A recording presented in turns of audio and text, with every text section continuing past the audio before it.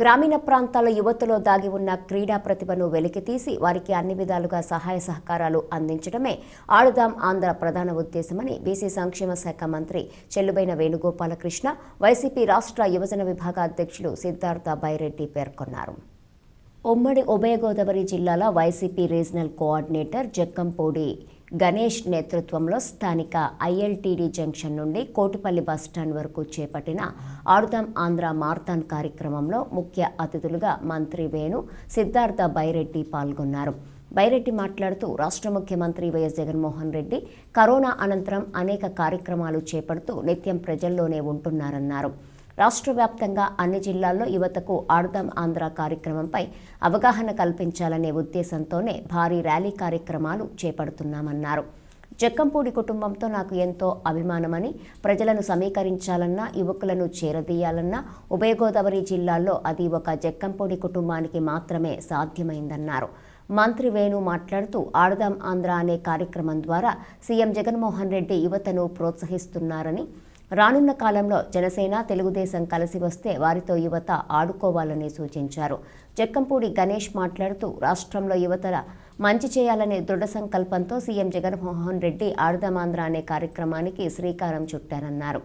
ముఖ్యమంత్రి వైఎస్ జగన్మోహన్ రెడ్డి ఏ కార్యక్రమం చేపట్టినా ఎంతో చిత్తశుద్ధితో దాన్ని అమలు చేస్తారని, గ్రామాలలో ఉన్న క్రీడాకారుల ప్రతిభను వెలికితీసి ప్రతిభ చాటిన వారికి మరింత ప్రోత్సహించే విధంగా అన్ని చర్యలు తీసుకుంటున్నారు. యువత పెద్ద ఎత్తున ఈ కార్యక్రమంలో పాల్గొని సందడి చేశారు.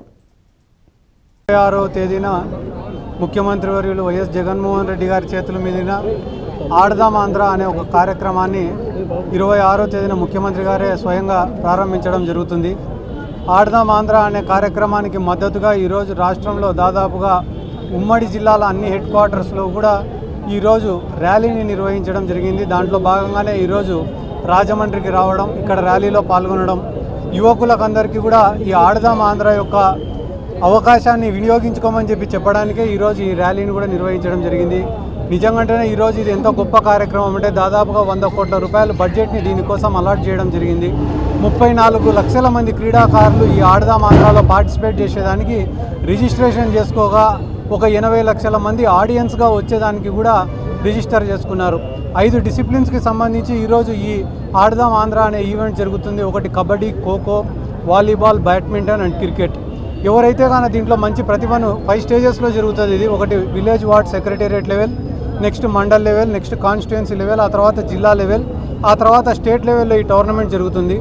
ఎవరైతే మంచి ప్రతిభను కనబరుస్తారో ఆ క్రీడాకారులకు మంచి ట్రైనింగ్ ఇవ్వాలా, మంచి కోచింగ్ ఇవ్వాలా, అకాడమీస్లో జాయిన్ చేయాలా, వాళ్ళు నేషనల్ మెడలిస్టులు, ఇంటర్నేషనల్ ప్లేయర్స్ అయ్యేంత వరకు వారి పూర్తి బాధ్యతను ప్రభుత్వమే తీసుకోవాలా అనే ఒక మంచి ఉద్దేశంతో ఈ ఆడుదాం ఆంధ్ర అనే కార్యక్రమాన్ని ప్రారంభిస్తున్నాం. యువతలో ఉప్పొంగినటువంటి ఉత్సాహం, రాజమండ్రి చూడండి గోదావరి వరద మాదిరిగా ఈరోజు యువత నడిచారు.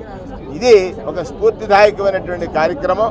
తూర్పుగోదావరి జిల్లా అరెస్ట్ వైల్, అలాగే ఇవాళ తూర్పుగోదావరి జిల్లాలో ప్రారంభమైనటువంటి ఈ క్రీడా స్ఫూర్తి ఆడుదాం ఆంధ్ర అనేటువంటి కార్యక్రమం చరిత్రలో మరి ఏ ప్రభుత్వం గతంలో చేయలేదు, భవిష్యత్తులో జగనన్న తప్ప వేరే వారు చేయలేరు అనేటట్టుగా జరిపిస్తారు.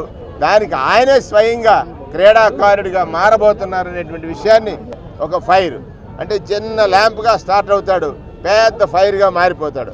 అలాగే ఇవాళ ఈ క్రీడా స్ఫూర్తిని ఈ జిల్లాలో పంచడం కోసం ర్యాలీ నిర్వహించినటువంటి తీరు చూస్తే జిల్లా అంతా కూడా రాజమండ్రి వైపు చూసింది. కారణం జక్కంపూడి గణేష్ యొక్క టాలెంట్ ఏమిటి, యువతని సమీకరించాడు, యువతకి స్ఫూర్తినిచ్చేటువంటి నాయకుడి బైరెడ్డి సిద్ధార్థ రెడ్డి గారిని రప్పించాడు. ఇన్ఛార్జ్ మంత్రిగా నన్ను కూడా ఇక్కడ పిలవడం అనేటువంటి చాలా ఆనందదాయకం.